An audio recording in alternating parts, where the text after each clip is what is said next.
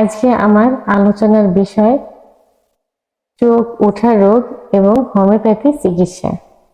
দেশের এবং প্রবাসের ভাই বোনদের প্রতি সালাম। আসসালামু আলাইকুম। আমি প্রভাষক রিক্তা পারভিন, হোমিওপ্যাথি এবং আয়ুর্বেদিক চিকিৎসক। চেম্বার সেবা হোমিও কমপ্লেক্স অ্যান্ড সেবা ডিজিটাল ল্যাব, উপজেলা মডেল মসজিদের পূর্ব পাশে, শিমুলিয়া, মাগুরা। শীতের শুরুতে বা শীতের আগমনে চোখ ওঠা রোগের আবির্ভাব ঘটে। সাধারণত ব্যাকটেরিয়া বা ভাইরাসের আক্রমণে এই রোগ শুরু হয় বা এই রোগ ঘটে থাকে। এটা একটা ছোঁয়াচে রোগ। পরিবারের একজনের হলে প্রায় সবারই হয়ে থাকে। এটা শুধু ছোঁয়াচে রোগই না, যদি প্রবল বেগে কারোর এই রোগ দেখা দেয় এবং দূর থেকে যদি তার চোখের সঙ্গে চোখ পড়ে যায়, মনে হয় যে এই রোগটা তারও হয়ে যাবে বা হয়ে যায়। এটা এমনই একটা রোগ। চোখ ওঠা রোগ, প্রথমে এই রোগের আবির্ভাব ঘটে ছোট ছোট ব্যথা, চোখে খোঁচা মারা ব্যথা, চোখ চুলকানো, চোখ দিয়ে হালকা পানি পড়া। দেখতে দেখতে 1 ঘন্টার ভিতর প্রবল আকার ধারণ করে, চোখ লাল হয়ে যায়, চোখ দিয়ে পানি পড়ে, চোখে অত্যন্ত ব্যথা অনুভব করে এবং আলোর দিকে তাকাতে পারে না, অন্ধকারে থাকতে চায়। ঠিক এই সময় চোখকে শীতল বা ঠান্ডা রাখার জন্য একটা সানগ্লাসও ব্যবহার করা যেতে পারে। তো এই রোগটা কিন্তু খুব অল্প সময়ের ভিতরে কিন্তু আবির্ভাব ঘটে যায়, অর্থাৎ 1-2 ঘন্টার ভিতরে প্রবল আকার ধারণ করে। প্রথমে কিন্তু অতটা বোঝা যায় না, অতটা ব্যথা হয় না, চোখ হালকা হালকা একটু ব্যথা করে, কিন্তু 1 ঘন্টার ভিতর এত বড় ব্যথা যন্ত্রণা শুরু হয়, মাথা ব্যথা, চোখ ব্যথা, চোখ মুখ লাল হয়ে যায় একদম। ঠিক এই সময় অ্যালোপ্যাথিকে গেলে কিছু ট্যাবলেট ক্যাপসুল দিবে, অ্যান্টিবায়োটিক এবং কিছু মলম দিবে, যেটা লাগালে ঠিক হয়ে যায়। কিন্তু আমাদের হোমিওপ্যাথি মতে এত সুন্দর, এত ভালো মেডিসিন রয়েছে যেগুলো লক্ষণ অনুসারে ধাপে ধাপে খেলে সঙ্গে সঙ্গে কাজ করবে।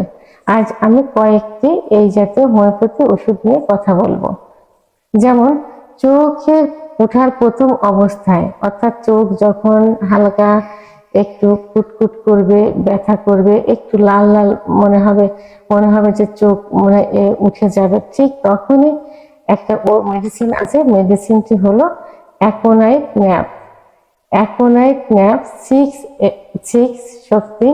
এই ওষুধটি 1 ফোঁটা জিহ্বার উপর দিয়ে দিনে 4 বার, অর্থাৎ ঘন ঘন 2 ঘন্টা পর পর সেবন করা যেতে পারে। সেবন করলে খুব দ্রুত এই রোগটা সেরে যেতে পারে, অর্থাৎ আক্রমণ রোধ হতে পারে।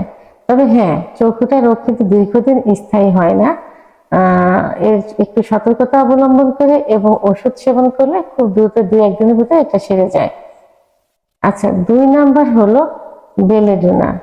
বেলেডোনা 30, অর্থাৎ এইটার লক্ষণ হলো যখন প্রথম ধাপ অতিক্রম করে চোখ 1 ঘন্টা 2 ঘন্টা পরে অত্যন্ত লাল হয়ে যায়, একদম চোখ ফুলে যায়, লাল হয়ে যায়। এই অবস্থায় যদি বেলেডোনা 30 2 ঘন্টা পর পর জিহ্বার উপর দিয়ে সেবন করা যায়, তাহলে খুব দ্রুত এটা ঠিক হয়ে যায়। তৃতীয় অবস্থায় যেটা হয় সেটা হলো যে যখন 2টা ধাপ অতিক্রম করে চোখ হালকা ক্যাতরাবে, অর্থাৎ চোখের এই 2 পাশে ক্যাথর জন্মাবে, যেটা গ্রামের ভাষায় বলে ক্যাথর, অর্থাৎ পিছুটি জন্মাবে। ঠিক তখন এবং চোখের 2 পাশ, এই 2 পাশেও কিন্তু এই পিছুটি হবে এবং চোখের পাতা আটকায় যাবে। একটু চোখ বন্ধ করে ঘুমিয়ে থাকলে পিছুটিতে, অর্থাৎ গ্রামের ভাষায় যেটা ক্যাথর, ওইটায় কিন্তু 2টা পাতায় কিন্তু আটকে থাকবে। ঠিক সেই মুহূর্তে আর্জেন্টাম নাইট্রিকাম 30, আর্জেন্টাম নাইট্রিকাম 30 এই ওষুধটি 2 ঘন্টা পর পর সেবন করলে খুব ভালো ফল পাওয়া যাবে, খুবই ভালো ফল পাওয়া যাবে।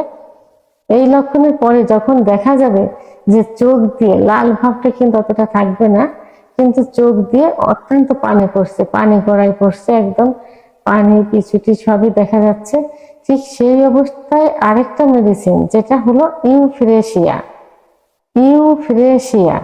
30, এই ওষুধটি একই নিয়মে 2 ঘন্টা পর পর সেবন করা যেতে পারে। যেহেতু 2-3টা ধাপ অতিক্রম করে চলে আসছে, সেহেতু দিনে 4বারও সেবন করা যেতে পারে। ওষুধটি সেবন করলে খুব দ্রুত ভালো রেজাল্ট চলে আসবে, অর্থাৎ চোখ পুরোপুরি সেরে যাবে, অর্থাৎ চোখ ওঠার যে শেষ ধাপটা সেটা একদম কেটে যাবে। সর্বোপরি যখন কোনো অবস্থাতে ঠিক হবে না, অর্থাৎ চোখ একদম ফুলে গেছে, বড় বড় হয়ে গেছে, লাল হয়ে গেছে, ব্যথায় কাতরাচ্ছে, সর্বশেষ পর্যায়ে যে রোগটা হয়, তখন এপিসমিল 30 2 ঘন্টা পর পর সেবন করলে এবং পরবর্তীতে যখন একটু কমের অবস্থা আসবে, তখন দিনে 4বার সেবন করলে, অর্থাৎ 2 ফোঁটা করে জিহ্বার উপর দিয়ে প্রথমে 2 ঘন্টা পর পর, একটু কম অবস্থা যখন আসবে তখন 4বার, সকাল দুপুর বিকাল রাত্রে সেবন করলে এই যে কঠিন অবস্থা, এই অবস্থা থেকে পরিত্রাণ পাওয়া যাবে। তো চোখ ওঠা রোগ কিন্তু দীর্ঘস্থায়ী না, যদি প্রপারলি ট্রিটমেন্ট নেওয়া যায়, হোমিওপ্যাথি ট্রিটমেন্ট, এবং একটু সতর্কতা অবলম্বন করা যায়, পরিষ্কার পরিচ্ছন্ন থাকা যায় এবং সানগ্লাস পরে থাকা যায়, যদি কোনো জীবাণু পুনর্ভাব না ঘটে, তাহলে কিন্তু 2-1 দিনের ভিতরে এই রোগটা সেরে যায়। অর্থাৎ প্রথম দিন হলো, মাঝের দিন প্রপারলি ট্রিটমেন্ট করলে 3য় দিন কিন্তু ওটা একেবারে ঠিক হয়ে যায়। তো আমরা সবাই এই শীতের শুরুতে একটু সতর্কতা অবলম্বন করব এবং এই ভাইরাস যেন একজনের থেকে আরেকজনের না যায় সেদিকে খেয়াল রাখবো। তো আমার ভিডিওটি সম্পর্কে কোনো মতামত থাকলে অবশ্যই কমেন্টসের মাধ্যমে জানাবেন, আর ভিডিওটি ভালো লাগলে লাইক, কমেন্ট, সাবস্ক্রাইব করে আমার সঙ্গে থাকুন। আল্লাহ হাফেজ।